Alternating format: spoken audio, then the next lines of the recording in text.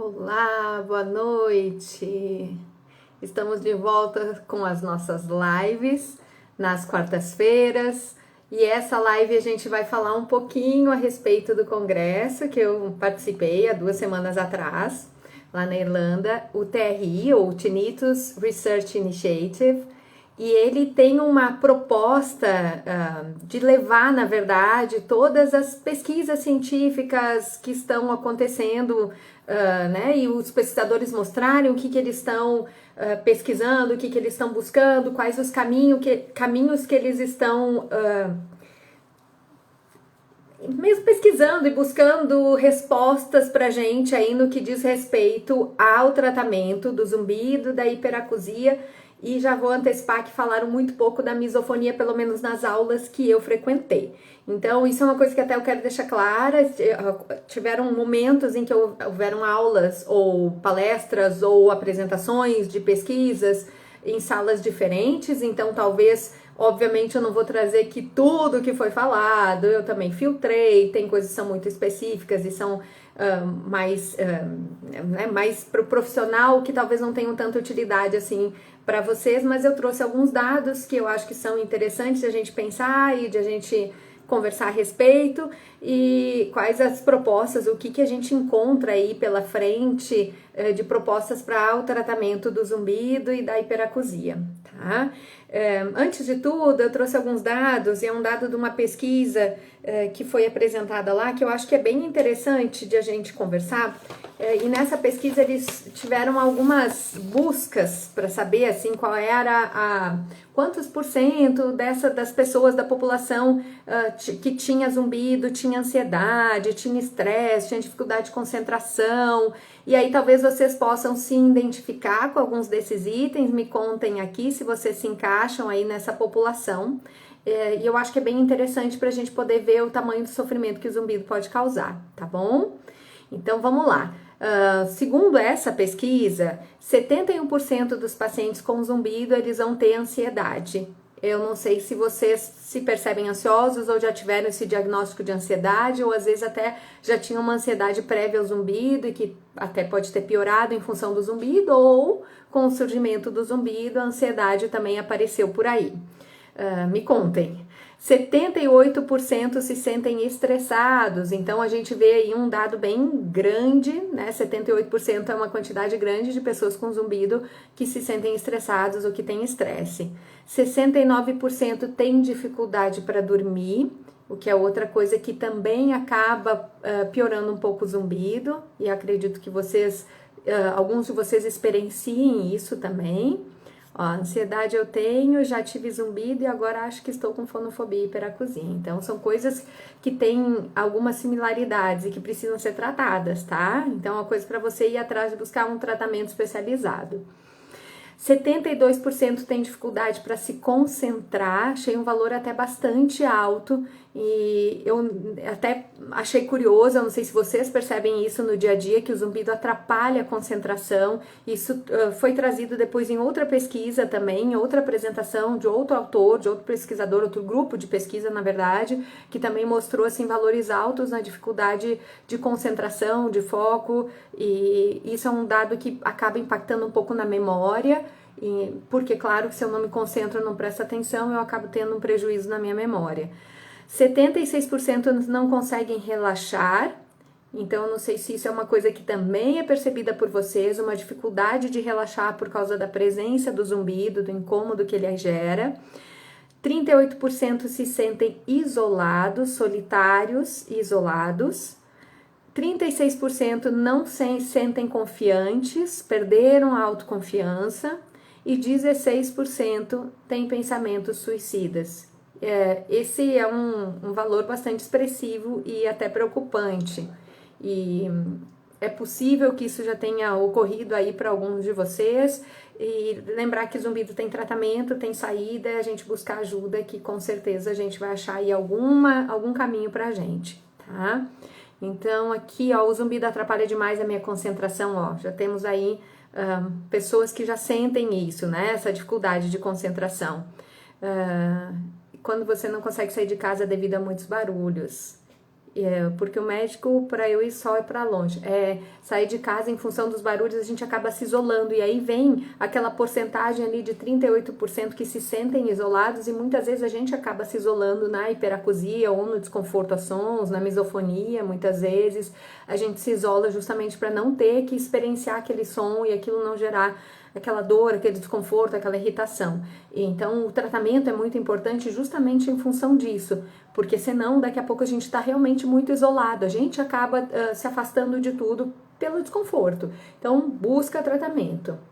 Ó, já teve uma ideação suicida na fase catastrófica. Eu vou até falar um pouquinho sobre essa questão catastrófica, que é uma das coisas que precisam ser trabalhadas no zumbido e que aparecem com muita força. A gente vê isso com muita frequência, infelizmente, né? Uma avaliação do zumbido de algo muito catastrófico, muito terrível. E isso é uma das coisas que precisam ser trabalhadas. Então aí eu vou trazer alguns outros dados de outra pesquisa. Esse é um outro pesquisador, uma outra linha de avaliação, que dizia o seguinte, que o zumbido ele é pior quando se tem hiperacusia. Então que pessoas com hiperacusia talvez tenham uma relação com o zumbido muito pior. Então o zumbido é mais severo ou mais incômodo quando a gente tem associação com a hiperacusia. 14% da população já experimentou zumbido em algum momento, então isso é um fato, né? Se a gente for perguntar para as pessoas ao nosso redor, eu tenho certeza que esse valor é mais alto do que isso. Se a gente for considerar aí a época que a gente, ou ainda a época que vocês talvez experimentem, ia pra balada, ambiente fechado, música alta, show e tal, a gente sai com zumbido. Então essa experiência do zumbido, ela é mais comum, ao meu ver, do que é colocado aqui nessa pesquisa. 2% tem um zumbido que é considerado severo, tá? E essa pesquisa mostra que se você permanecer sentado por mais de 7 horas, você pode aumentar em até 2,5 vezes o risco de ter zumbido. Isso é um dado que eu acho que é bem interessante de a gente pensar, e entram diversas questões, e eu acredito que até questões bastante somatosensoriais, mas para que você que trabalha sentado por muito tempo, lembrar de fazer pausas, levanta, vai tomar uma água, levanta, faz um alongamento, vai conversar com alguém, vai tomar um cafezinho, e aqui sim vale um cafezinho, porque essa pesquisa comprovou que o café não aumenta o risco de ter zumbido. Obviamente isso tem relação com quantidade, então não adianta você tomar uma jarra de café e dizer, meu zumbido aumentou. Sim, aí a gente tem, né, se você consumir excesso de cafeína, às vezes até aquelas cápsulas. Hoje eu tive um paciente que me contou isso, que quando ele começou a malhar, começou a usar aquelas cápsulas de cafeína e que o zumbido aumentou consideravelmente. Sim, porque a dosagem dessa cafeína, desse estimulante, é muito grande, tá? Mas assim, o cafezinho de todo dia, segundo essa pesquisa, não tem relação de aumentar o risco de se ter zumbido, tá? Fumar aumenta o risco de ter zumbido. Então o fumo, ele é ototóxico, ou seja, ele é tóxico para o nosso ouvido, e isso faz com que a gente aumente o risco de ter zumbido.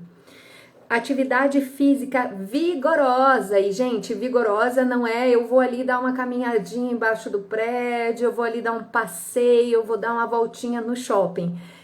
Atividade física vigorosa é uma atividade realmente intensa, onde você sai suado, você sai fisicamente cansado, tá? Algo que realmente trabalhe fortemente o seu corpo. Ela mostra que diminui em 8 vezes o risco de zumbido. É um dado bem importante. A gente sempre fala que a atividade física pode ter um impacto bem positivo no sentido de diminuir o incômodo do zumbido. Eu sei que algumas pessoas, logo após a atividade física, se percebem um aumento do zumbido. Isso também pode acontecer, mas a tendência é que com a frequência e os resultados gerais do benefício da atividade física regular acabam sendo mais positivos do que esses momentos pós-exercício nesses casos. Então a atividade física é super recomendada. E quando essa atividade física vigorosa ela chega a 150 minutos por semana ou mais, isso reduz em 50% o risco de se ter zumbido. Então, atividade física, que eu encho o saco, eu sei que eu falo toda vez, que é um porre. Eu esses dias até vi um post, eu achei muito engraçado, que dizia, eu vou no médico, aí tá lá, otorrino, atividade física, neuro, atividade física, endócrino, atividade física, psicólogo, atividade física, quer dizer, todo mundo manda fazer atividade física, sim, porque a gente sabe do benefício da atividade física, não apenas no físico, no mental, enfim, em absolutamente tudo no corpo. E para o zumbido ele se provou, uma atividade física vigorosa, prova ser interessante para a gente ter uma diminuição da percepção do zumbido, mas também para não desenvolver o zumbido, diminuir o risco de ter zumbido, tá? Essa é uma pesquisa de 2022, então uma pesquisa recente aí que eu acho que é bem interessante de a gente pensar nos resultados dela e ver como a gente consegue aplicar aí na nossa rotina, tá? Um outro estudo mostrou que falou a respeito das sonecas do dia a dia, e aí vocês me contem se vocês percebem isso. Esse é um relato que eu recebo com razoável frequência no consultório, de que quando se vai tirar uma soneca no meio da tarde, a gente acorda e o zumbido tá lá bem mais forte. Então essa pesquisa teve essa proposta de verificar o que é que acontece em relação a essas sonecas, e ela coloca que a duração do sono ela pode interferir nisso, então dependendo da duração dessa soneca, isso pode fazer com que o zumbido incomode mais ou não. E aí tem relação com o ronco e com a apneia, tá? E a intensidade sonora desse ronco também pode ter relação com essa piora do zumbido. Então essas sonecas aí começam a ter uma certa explicação.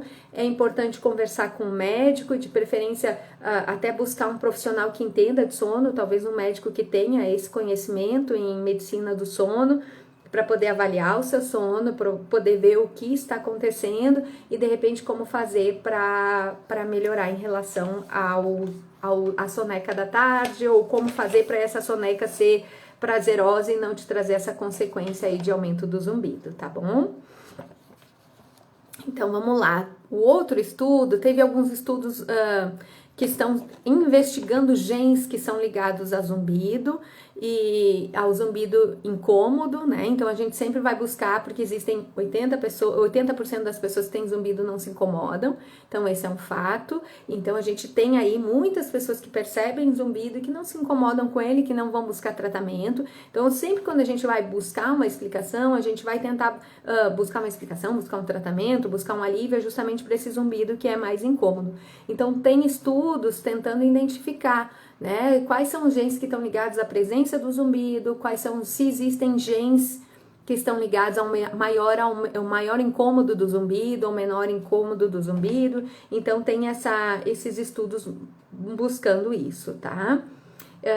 Se há alguma novidade boa em relação à regeneração das células ciliadas, não vi nada falando diretamente a respeito de pesquisas nisso, mas existem pesquisas acontecendo nesse sentido, e assim eu acredito que estejam evoluindo, mas lá eu não participei de nenhuma apresentação a respeito disso, alguma palestra que falasse sobre pesquisas relacionadas à regeneração de células ciliadas. É capaz de ter tido e eu perdi, mas não vi nada, tá?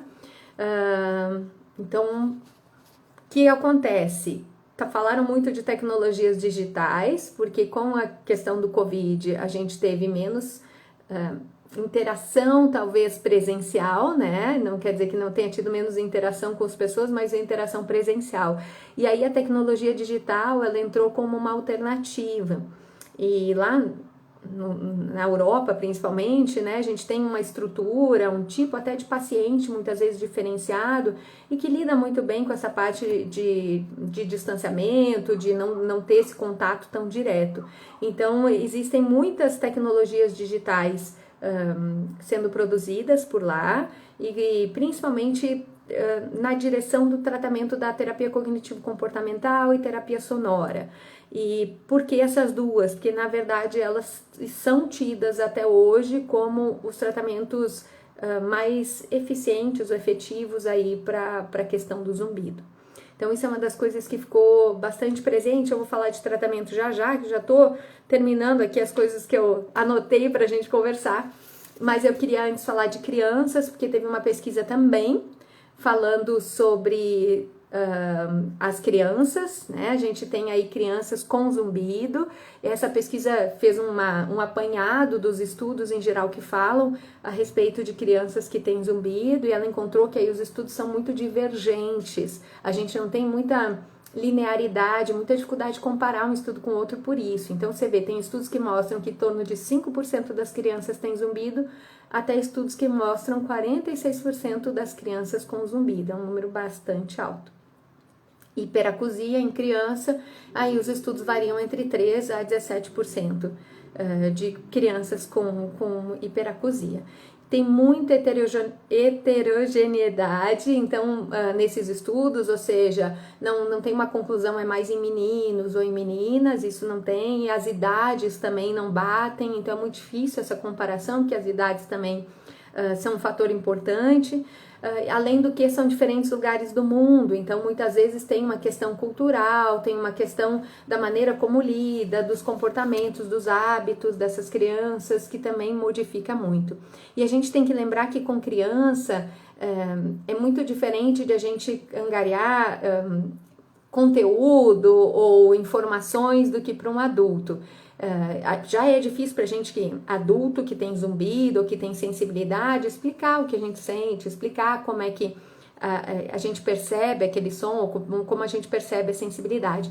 Em crianças é mais ainda. Então, até para os pesquisadores conseguirem compreender, coletar dados, fazer as perguntas certas, até para não induzir criança, isso são informações que são mais difíceis. Então, nessa área de avaliação, de tratamento e pesquisa disso em criança, a gente tem um pouquinho mais de dificuldade, justamente por essa questão, até para os pais entenderem a queixa da criança, ou como a criança expressa que ela tem aquela sensibilidade, ou que tem o zumbido, fica mais difícil. Então, esses são dados que a gente ainda vai ter que trabalhar bastante, nós que trabalhamos com zumbido, e trabalhar bastante em achar perguntas certas e para a gente poder coletar essas respostas de uma maneira mais correta, mais concisa, tá?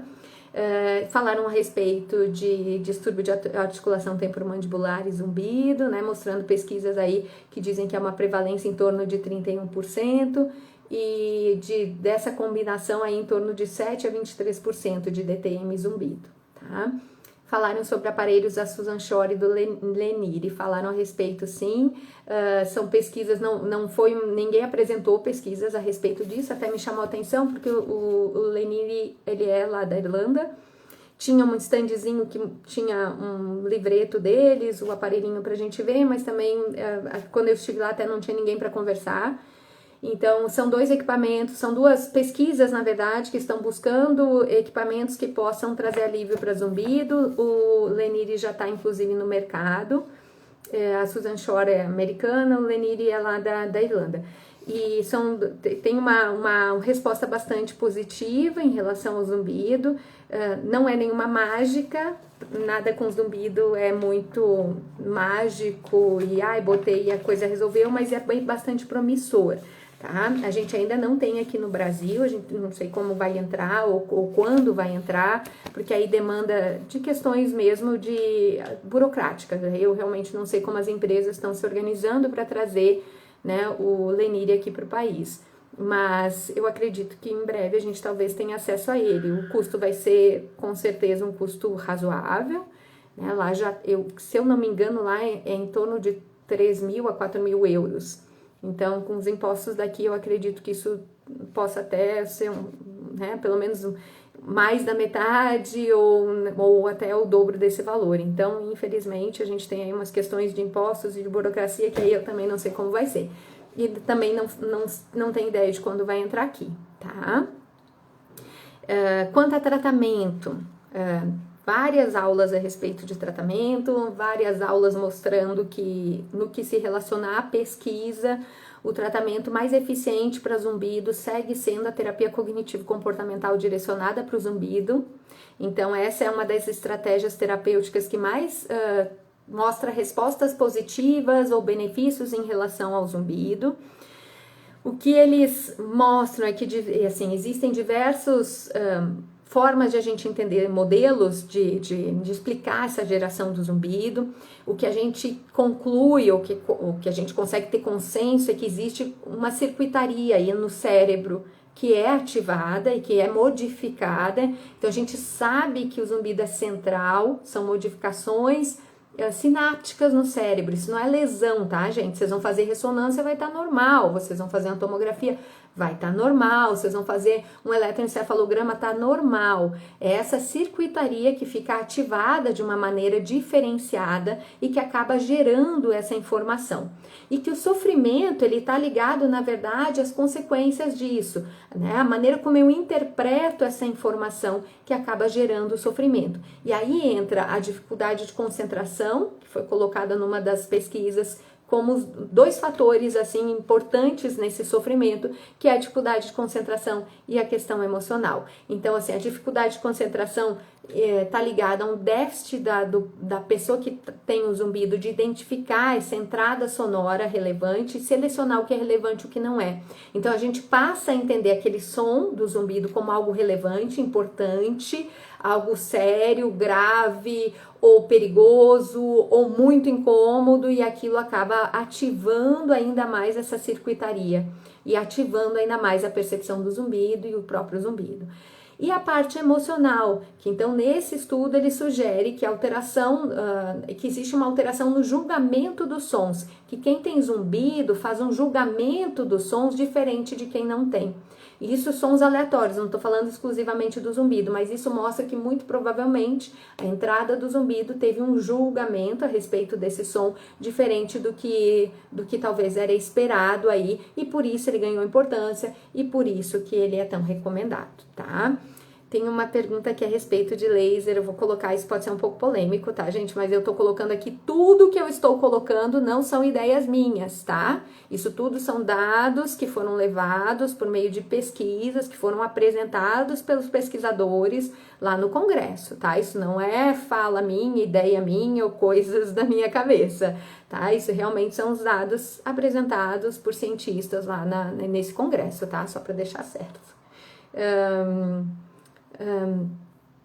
Se eu só ver aqui, carne vermelha aumenta o zumbido, não falaram nada a respeito disso. Se diminui o consumo, eu tive um certo alívio. Então, diminui o consumo, tá? Há certas coisas que são bastante pessoais, assim. Então, é bastante complicado pra gente, com pesquisa, por exemplo, dizer, carne vermelha ajuda todo mundo. Não, vai ajudar uma porcentagem das pessoas que vão ter ali alguma questão no consumo da carne. Ou glúten, lactose, corta porque vai ajudar todo mundo. Pesquisa, vai pegar um grupo grande e vai comparar esses resultados num grupo inteiro e não vai avaliar individualmente, a não ser que eu selecione pacientes que têm essa característica, tem uma intolerância ao glúten, intolerância à lactose, eu avalio esse paciente individualmente.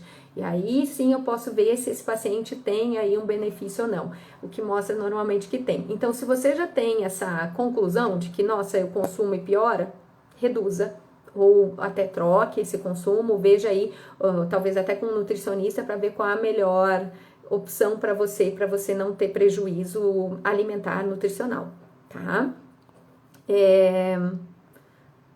Aumentou após o Covid, o meu apareceu há 1 ano, às vezes acho que tem a ver com, olha, não falaram nada de prevalência antes e após Covid, mas a gente vê que alguns casos podem ter relação com o Covid, sim, pelo processo inflamatório, por todas as modificações que o Covid gera, né? Ele é um vírus, ele gera inflamações, gera alterações do corpo, às vezes até na circulação sanguínea da orelha, então essa relação ela pode ter a ver, tá? Então vale conversar com o profissional que está te acompanhando, ver se tem alguma relação e se tem alguma indicação específica para isso, para poder tratar. Tá? Um médico neurologista pode ajudar se ele entender de zumbido, pode sim, tá? Tem o zumbido há 4 anos, parte emocional metabólica do lado esquerdo, vive fazendo pesquisa alimentar, tentando não ter emoções fortes. Isso, eu acho que assim, tentar não ter emoções fortes é muito difícil, né? A gente se emociona, a gente tem emoções, e elas não necessariamente elas precisam ser ruins. A grande questão que eu acho que vale a gente trabalhar sempre é como eu interpreto o que acontece comigo, como eu interpreto o meu ambiente e como é a qualidade dos meus pensamentos. Se eu tenho uma maneira de olhar, sabe aqueles dois lados da moeda? Se eu tenho uma maneira de olhar aquele desafio de um jeito talvez menos impactante. Então isso é um processo interessante de você buscar, assim, não é nem não ter emoções ou não ter emoções fortes, mas de você talvez lidar com as emoções de um jeito diferente. E o processo metabólico cuida daqueles alimentos que você sabe que já não te fazem bem, né, vai fazendo esse ajuste alimentar e até se precisar, enfim, resolver alguma coisa com relação a consumo aí, reduzir ou tomar alguma medicação para colesterol, glicose, se for indicado, tá? Quanto a doces, depende da suscetibilidade individual, tá? Se você tem uma sensibilidade à glicose, ele pode ser um fator que interfere sim, tá? A orelha é bem sensível ao açúcar, então é um cuidado que a gente precisa ter sim, tá? Mas também, volto a dizer, é individual. Quem cuida do zumbido? Otorrino, fisioterapeuta, fonoaudiólogo, psicólogo, neurologista, endocrinologista. Então, profissionais que entendam de zumbido, o primeiro passo sempre é um otorrinolaringologista, primeira coisa, eu sempre falo isso, então busca um otorrino antes de tudo, tá? O problema é encontrar profissionais, eu sei, aí em Salvador tem a Clarice Saba, ela inclusive estava nesse congresso junto. Clarice Saba é uma médica otorrinolaringologista, otoneurologista, entendedora de zumbido. Então aí em Salvador você pode procurar por ela, que é uma pessoa que tem bastante experiência e conhecimento, tá? Então vamos lá. O que acontece? No quesito tratamento, e aí eu vou entrar com a questão do laser, até a polêmica, e aqui volto a dizer, é uma pesquisa que não fui eu que fiz, isso não é da minha cabeça, tá? Existem evidências científicas nessa análise dos estudos que mostram que o TENS e a acupuntura, eles podem ser efetivos para zumbido, tá? Então aí volto a dizer, são profissionais que têm esse entendimento de zumbido, não adianta a gente colocar aí aleatoriamente, então você vai precisar de um profissional que entenda para que ele possa então direcionar tanto a acupuntura quanto o TENS para o zumbido. Mas o laser não. Então, o que a ciência tem até agora de pesquisa e se segue pesquisando em a relação de zumbido e laser, qual é o objetivo do laser? O laser aqui no canal auditivo. Por quê? Porque o laser aumenta a circulação sanguínea. Então, a teoria é de que pacientes que tenham uma diminuição da circulação sanguínea da orelha possam ter benefício em relação à aplicação do laser. Existem alguns outros pontos no corpo onde poderia se aplicar laser, enfim. Mas as pesquisas que temos até o momento não colocam o laser como uma opção terapêutica interessante, efetiva, ou que a gente deveria indicar aí ou oferecer para os pacientes, tá? Então, o laser não entra como uma técnica terapêutica, tá? Café, como eu falei antes, o café não é problema, tá? O problema é o excesso de café, tá? Então, tome seu café feliz se não for muito. Recife não conheço ninguém, tá? Desculpa. Não conheço, eu conheço Salvador, a Clarice, que eu tenho contato. Mas com certeza tem em Recife algum profissional ou alguns profissionais que com certeza entendem disso, tá? Ozônio indicado para zumbido? Também não, tá? Segundo as pesquisas aí o que a gente tem, não tem nenhuma indicação de ozônio para zumbido, tá? Inclusive é algo que os médicos têm bastante receio, enfim. Então não tem nada apontando para uma direção de que o ozônio possa ser interessante para o zumbido. Ainda, pelo menos, tá? Tô trazendo o que a gente tem até o momento, tá? De pesquisas. Aí entrou uma pesquisa que eu achei bem curiosa, porque assim, eles começaram a estudar se a terapias isoladas seriam mais efetivas ou terapias combinadas seriam mais efetivas.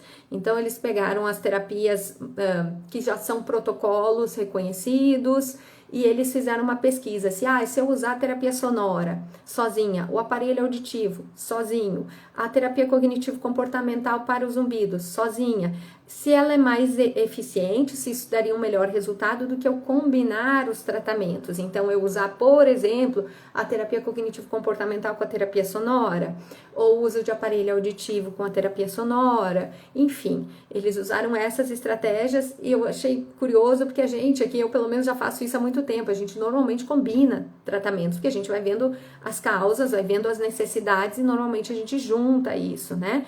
E aí o que se provou é que as terapias combinadas têm resposta melhor, então que seria interessante sim a gente combinar tratamentos, que isso pode ter um resultado melhor. Então, o que essa pesquisa mostra é que a terapia sonora mais alguma estratégia normalmente traz uma resposta boa, que o uso de aparelho mais o aconselhamento, ele pode trazer respostas melhores, que o uso da terapia sonora mais o aparelho, por exemplo, pode trazer respostas melhores, e curiosamente a terapia cognitivo-comportamental sozinha já traz excelentes resultados. Então, volta a bater na tecla da terapia cognitivo-comportamental como um recurso bastante interessante aí para zumbido. E eu acho que isso que ficou bastante marcado para mim, eu não sei se é porque eu sou psicóloga também, então eu fiquei bastante, até assim, não vou dizer surpresa, mas assim, achei bastante relevante, né? Porque as pesquisas na terapia cognitivo-comportamental são as que apresentam melhores respostas para o zumbido, tá?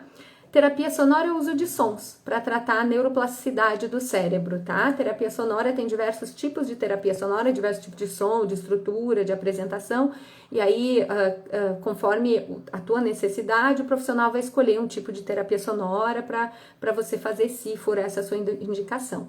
Tá? Não existe nenhum medicamento específico para zumbido, ninguém fala de pesquisas em medicação.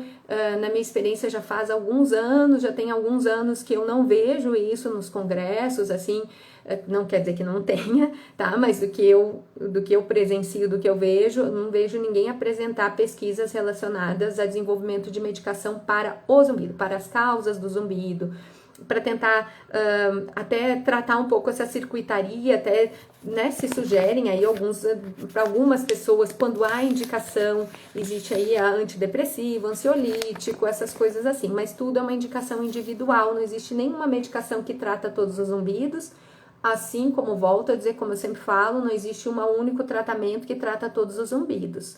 Então, se cognitivo comportamental é um milagre, não é. Muitas vezes o paciente precisa de uma intervenção, de uma manipulação aí de muscular, ele tem componente somatosensorial, vai precisar usar estratégias diferenciadas, por exemplo, e isso vai trazer uma resposta melhor, ou a resposta combinada, na minha experiência, até muito melhor. Enfim, então isso é individual, não há nada que seja generalista para zumbido, faz isso em todos os zumbidos que vai dar certo. Isso é uma conclusão que a gente chegou no final do congresso, eles apresentaram, a gente não tem terapia isolada, zumbido é individual e cada caso precisa ser analisado individualmente, tá? O zumbido pode ter em algum grau intolerância à lactose? Sim. Tá? Observa se quando você ingere o leite, se você tem intolerância, se isso muda o zumbido, tá? O que a terapia cognitivo-comportamental faz para o zumbido? Então, na verdade, vai trabalhar a tua relação, a maneira como você enxerga ele. Ele é um tratamento que é baseado em evidências, né? Vai trabalhar a maneira como eu penso, como eu me comporto, o meu ambiente em relação aos zumbidos, em relação ao zumbido. E assim, existem partes que eu acho que são muito importantes quando a gente vai fazer a terapia cognitivo-comportamental e que lá eles até trouxeram essas etapas aí que eu acho que são muito importantes de serem trabalhadas.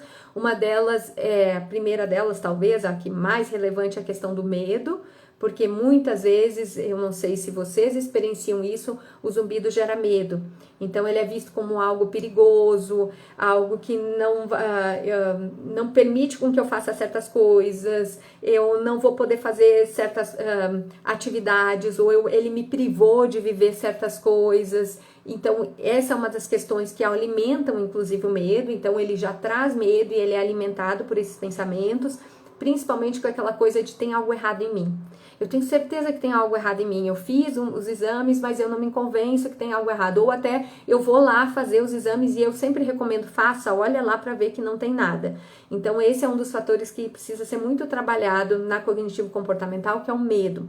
E aí com medo vem a catastrofização, ou seja, eu vou olhando para o zumbido como algo gigantesco, algo que vai acabar com a minha vida, algo que realmente vira o centro da minha vida. Isso é uma coisa muito comum quando o zumbido ele é incômodo. Eu vejo muitos pacientes colocarem o zumbido nessa posição. É o centro da minha vida, agora eu estou vivendo ao redor disso. Então minha vida é horrível por causa do zumbido, eu não tenho nada de prazeroso ou de bom na minha vida por causa do zumbido. Então ele ganha uma importância, um significado que na verdade ele não tem. Ele é chato, é incômodo, óbvio, mas a gente acaba dando muito significado, muito recurso e olhando para ele de uma maneira muito grande. E isso acaba aumentando o incômodo com o zumbido. Então isso é algo que na terapia a gente precisa trabalhar muito forte. A questão da ruminação, então essa história de que eu não consigo parar de pensar no zumbido. Eu acordo, eu vou atrás dele, eu tô lá no meio de um negócio e percebi que eu não tava percebendo ele, cadê ele? E essa busca por ele, essa coisa de ficar o tempo inteiro, sabe quando a gente tá, sei lá, vivendo eu costumo usar paixão porque normalmente é mais ou menos isso, são as relações intensas, né? E sei lá, terminou um relacionamento e você não esquece a pessoa, você pensa nela, você lembra dela, você lembra do que é muito, aquilo fica alimentado no nosso cérebro, aquilo vai crescendo. Depois que isso passa, você diz, nossa, nem precisava disso, porque aquela pessoa nem era tão importante para mim. Então, com relação ao zumbido, é acrescido muito significado, como algo muito perigoso, muito grande, e aquilo vai virando o centro da minha vida, como às vezes a gente coloca algumas pessoas como centro da vida, e a gente vai vivendo ao redor disso, até que e a terapia tem esse objetivo também de mostrar que isso não funciona dessa forma e de você se educar em relação a isso. E aí você começa a observar que, nossa, não tinha aquele tamanho todo, tá? É fato que estresse e ansiedade causam zumbido e verdade que traz medo. E tá tudo bem, tá, gente? Tá tudo bem sentir isso. Você não tem... Aqui não é julgamento. Aqui são fatos que a gente vê que acontecem e que isso acontece com todo mundo, né? Muitas vezes com zumbido, outras vezes com uma doença, outras vezes com um medo, ou enfim, pode acontecer esse tipo de pensamento, esse tipo de medo, e isso precisa ser trabalhado. Né? Porque a gente tem uma tendência, principalmente acho que às vezes com algumas informações, às vezes com a maneira como a gente foi criado, com a maneira como a gente entende o mundo, a gente tem medos. A gente tem medo de doença, a gente tem medo de morrer, a gente tem medo de coisas graves, e eu acho que eu vejo assim que muitas vezes as notícias não nos ajudam em relação a isso, acabam alimentando ainda mais os medos. E as informações a respeito de zumbido muitas vezes atrapalham nisso. Por isso que a gente que estuda ou pesquisa procura levar essas informações, porque se você vai na internet, muitas vezes você vê lá relatos das pessoas de uma maneira muito catastrófica a respeito do zumbido. E aí você começa a ter ainda mais medo do seu zumbido. Do seu não gosto de intitular a posse, mas assim, mais medo do zumbido. Então isso é um cuidado com o que você lê. Cuidado com o que a outra pessoa está vivendo. A gente não sabe exatamente quais as buscas dela, o que tratamentos que ela realmente fez, até onde que ela foi. Eu sempre digo isso, cuidado, porque às vezes a gente lê uma coisa muito catastrófica ou algo que não tem solução, mas nem sempre foram ofertadas para essa pessoa possibilidades de solução ou de tratamento, né? Então isso é uma coisa que cuidem com o que vocês consomem, porque isso muitas vezes alimenta o medo, alimenta a catastrofização, alimenta a ruminação. E um outro fator que também a gente precisa trabalhar muito em terapia é a magnificação. Então aquilo cresce, eu tenho muito medo daquilo ficar pior, daquilo acabar com a minha vida, se o zumbido não for embora, eu não tenho saída, ele vai aumentar. Às vezes a gente tem ideias do tipo, o zumbido vai me deixar surdo, ou eu tô perdendo a audição por causa dele, o que não é verdade, o zumbido é sintoma. Zumbido não é doença, ele não causa perda de audição, ele pode ser efeito ou resultado da perda de audição, então ele é um sinal de que aquilo ali mudou, tá? E sentimentos de desesperança, de perda de controle, que eu acho que é uma das coisas que eu também observo muito nos meus pacientes, essa coisa de eu não tenho muita perspectiva em relação ao zumbido. Hoje eu vi de uma paciente, eu vim aqui, mas eu acho que você não vai poder fazer nada por mim. Então, assim, é ruim ouvir isso, porque tem o que fazer, a gente sempre tem o que fazer, não tem passe mágica, a gente não tem nenhuma solução milagrosa, a gente não tem nenhuma promessa de cura, nunca mais vou ouvir nada, mas tem tratamento, tem melhora, tem como você viver bem, voltar a ter a sua vida de volta, enfim, independente disso.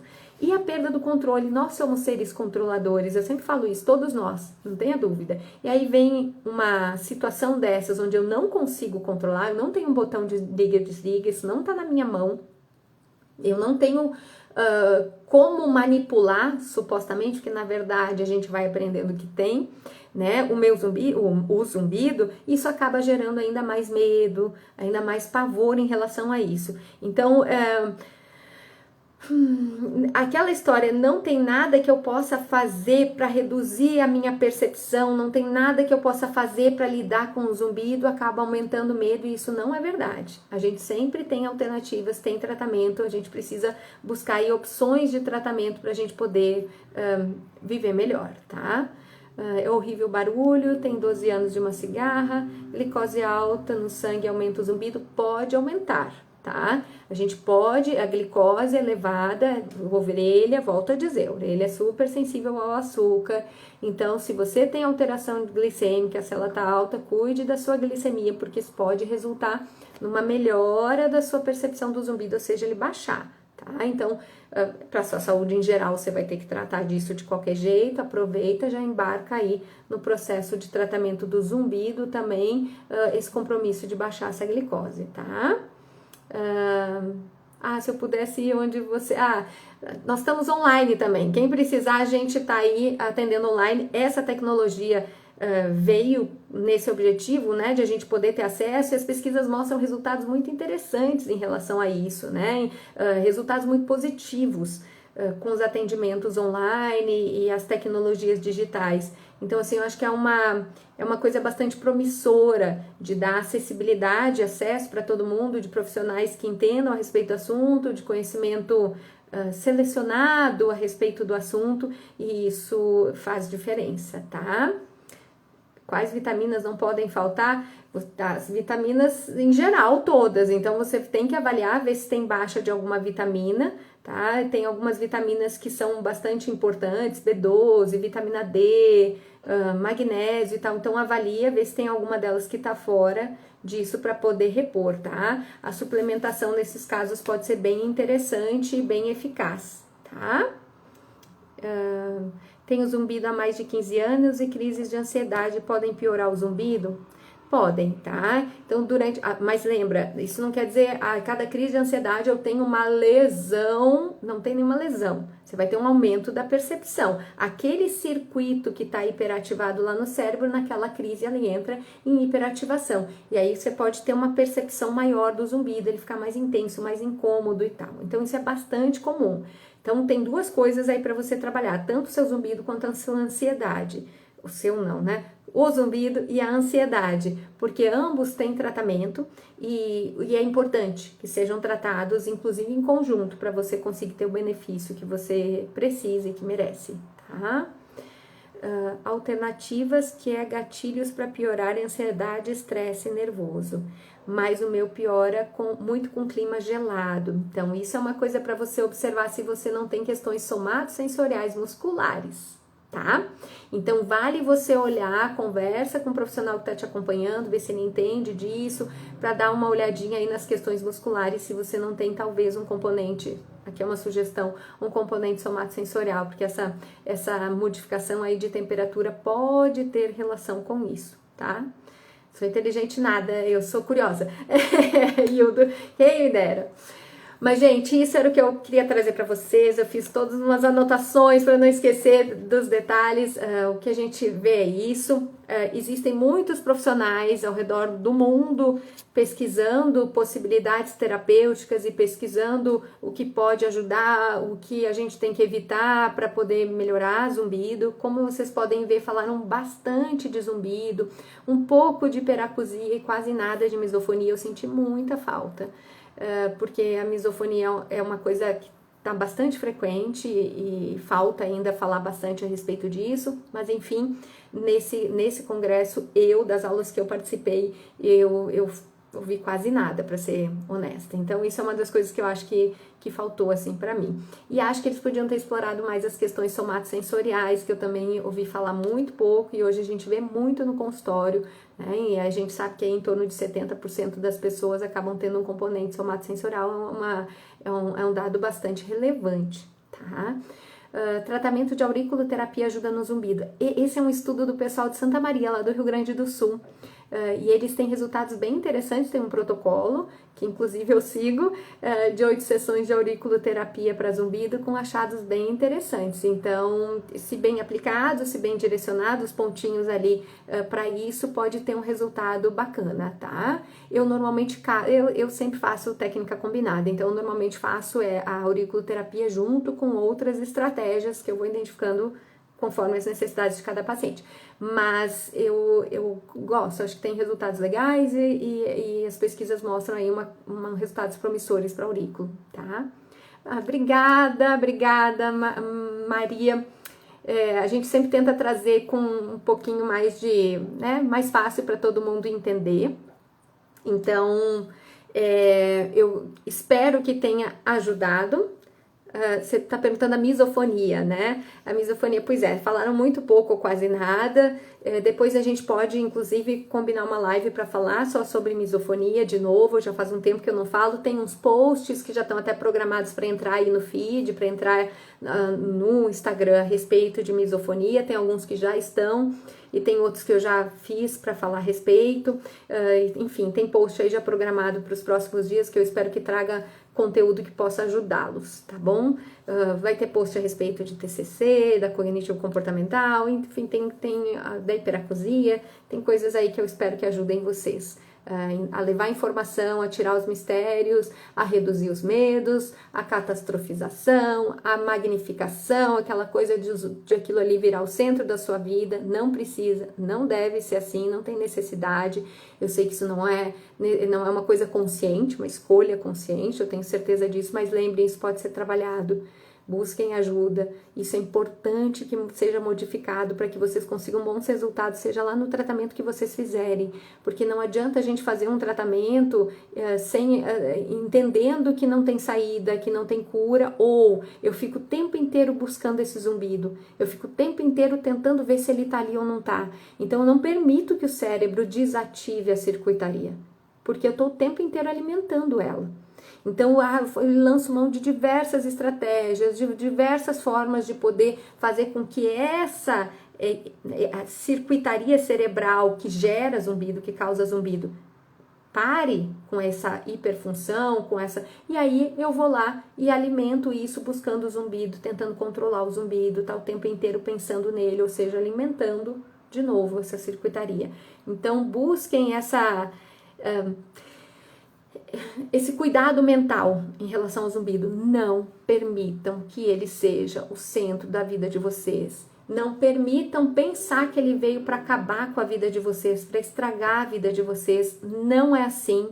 A gente tem desafios na vida, a gente sabe disso com outras questões. Zumbido não é uma doença, é um sintoma, mas até outras questões que são, por exemplo, doenças, muitas vezes quando elas passam, elas nos deixam muitos ensinamentos, né? Sintomas como zumbido, na hora que isso arrefece, a gente sai com muitos ensinamentos, porque eles nos desafiam de uma maneira dolorosa, eu sei, nada agradável, mas infelizmente muitas das nossas aprendizagens vêm num formato nem tão prazeroso assim. Não precisa ser assim, mas muitas vezes é assim que acontece.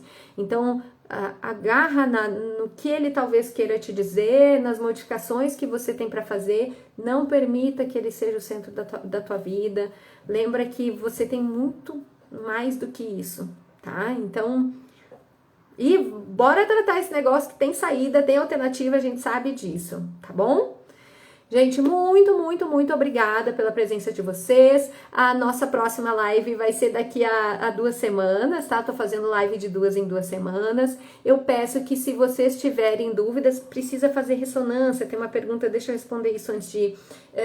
Depende, tem pessoas que precisam da ressonância, que tem essa indicação, e outras não. Então, conversa com o teu médico para ver se no teu caso a ressonância é algo importante, ou se não tem necessidade, tá? Então, ela não entra como um exame indispensável, tá? Como a gente tem, por exemplo, a audiometria. A audiometria é indispensável. Não tem chance de alguém que tem zumbido não fazer uma audiometria, minimamente, tá? Então, assim, a audiometria é básica. A ressonância, ela é indicada nos casos em que se tem necessidade para ela. Então, avalia com o teu médico, vê se é o caso, e aí vale a pena você ver se você precisa passar por essa avaliação, tá?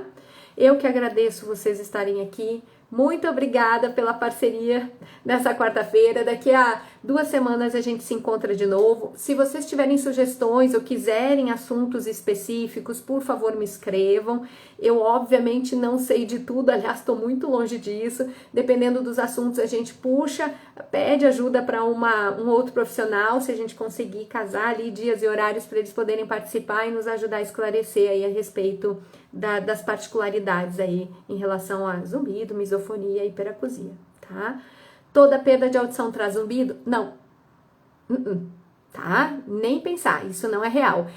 Eu costumo dizer o seguinte, isso nos deixaria todos com perda de audição a partir de determinadas idades, porque todos nós, com o processo de envelhecimento, o ouvido vai envelhecer também. E aí, mais cedo ou mais tarde, dependendo da nossa genética, de como é que foi com os nossos pais, do nosso processo, da nossa hereditariedade, na verdade, e de como a gente levou a vida, o que quer dizer dos cuidados com a nossa audição. Eu trabalhava em ambiente, numa fábrica com muita máquina, eu já tenho uma predisposição a começar esse processo mais cedo.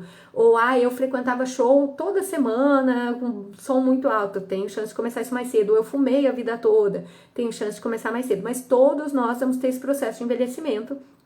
Então, todos nós vamos começar aí com um processo de diminuição da audição, maior ou menor, enfim. Então, isso faria com que toda a população tivesse zumbido. Isso não é real.